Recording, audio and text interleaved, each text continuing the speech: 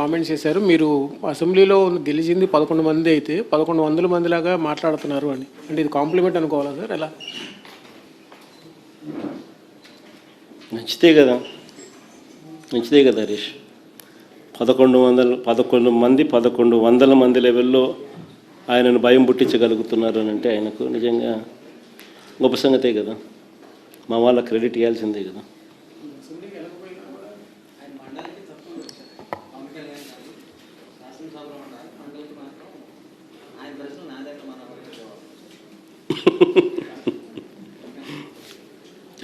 Sir, could you speak in English, sir?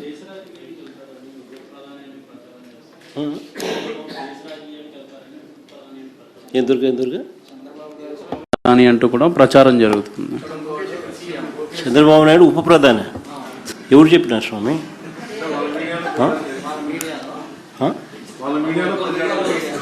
వాళ్ళ మీడియాలో వాళ్ళు రాసుకుంటున్నారా? వాళ్ళు చెప్తున్నారా?